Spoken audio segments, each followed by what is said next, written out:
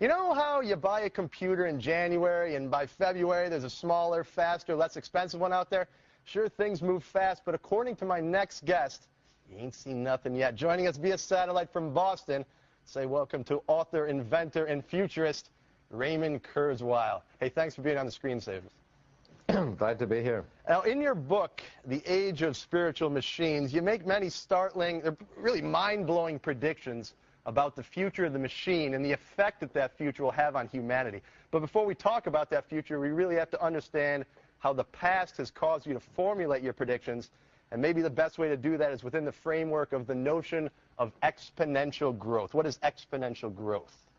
Well, this stems from my interest in being an inventor because I wanted to see where technology was headed, and I began to develop mathematical models of how technology evolves.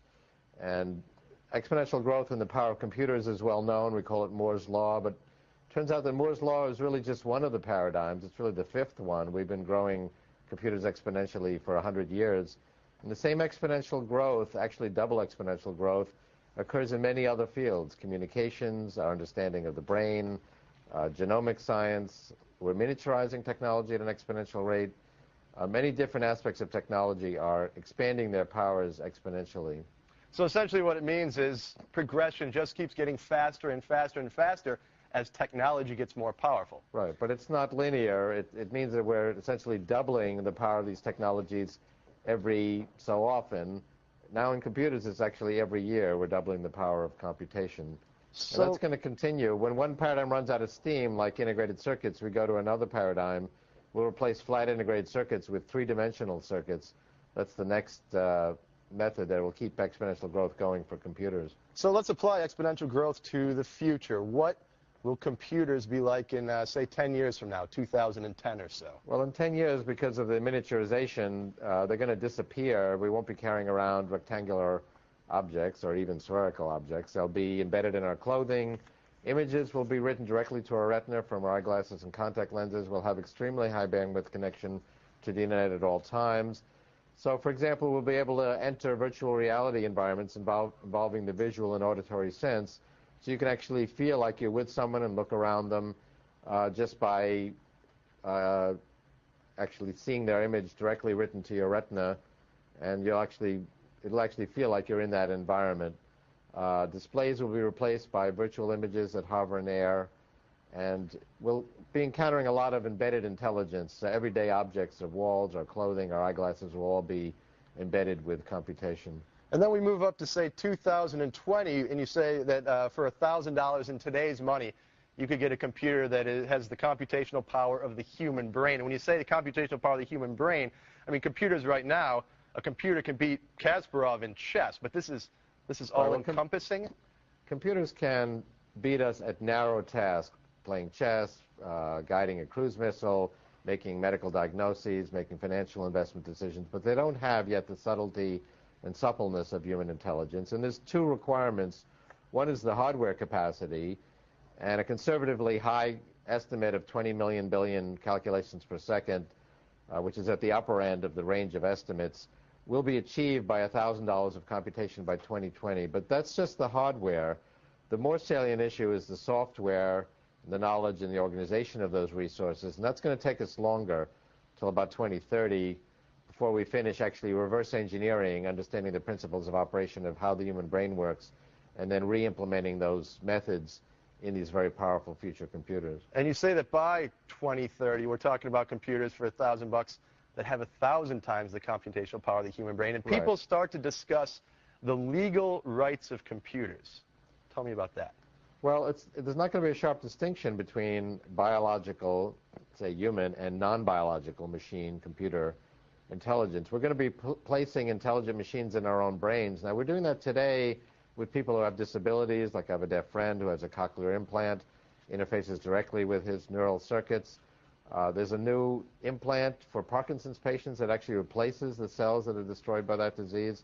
30 years from now, it's not just going to be people with severe disabilities that use this technology. We'll be introducing intelligent machines through the bloodstream without surgery. They'll make their way into the brain and actually augment our biological intelligence. So if you encounter someone in 2030 or 2035, they're really a hybrid of biological and non-biological intelligence. Now, because non-biological intelligence grows exponentially over time, as we talked about before, ultimately most of the computation in our brains, even of a biological human, will be non-biological. So it's not going to be a sharp distinction of machines on the right side of the room, humans on the left. There's going to be a whole continuum between the two. And if people don't start to put these implants within themselves, are they going to be able to keep up? Are they going to be able to have meaningful existences in society? Will there be a massive split, a grand neo-Luddite movement? They'll be able to have the same meaningful experiences they have now, but there'll be a whole level of dialogue that they won't be able to participate in, particularly as we go out to, say, 2040, when we're talking about machines being millions or billions of times more powerful than human intelligence. You really will need to take advantage of this technology to keep up with the explosive expansion of human knowledge and the dialogues that will take place.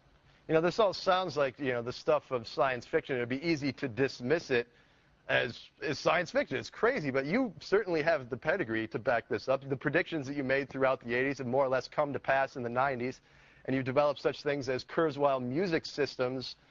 Well, let's talk a little bit about art and music in the future, because you're interested in that. You've done the music. There you are there with Stevie Wonder. You've also built the cybernetic poet.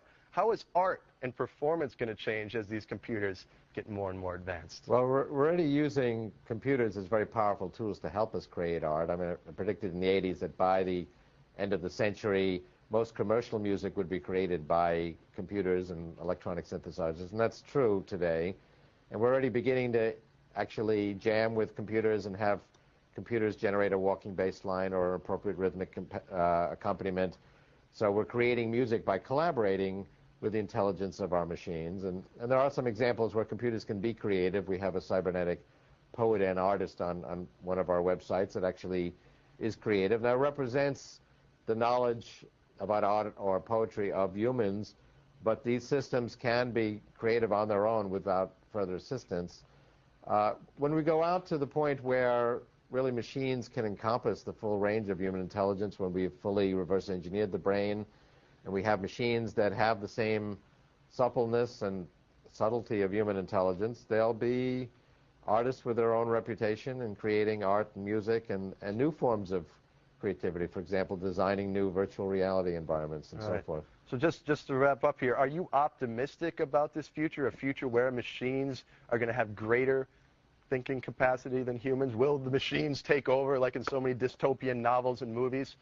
Or not? Well, if you combine all these revolutions, the ones we've been talking about with computers and intelligence, nanotechnology, the ability to create any entity atom by atom, the breakthroughs that are coming in biotechnology, we'll have the means of overcoming disease, greatly extending longevity, overcoming poverty, all presumably positive things. But there is a downside. Technology is a double-edged sword. It empowers both our creative and destructive sides. And I think what we're really afraid of is the duality of human nature, the fact that these technologies can be applied for our human goals, some of which are destructive. So we're going to have to actually build in technological immune systems, be very concerned with the misuse of these technologies, just as we are today. We've seen that with September 11th, that technology, and those weren't the most recent technologies, can be abused for destructive purposes. And we're going to have to be very mindful of that. Yeah. Hey, thanks so much for joining us here on the Screensavers, Raymond. I enjoyed it. Pleasure. My pleasure. All right, and be sure that you check out his website. It's kurzweilai.org, or .net, I'm sorry. There it is right there.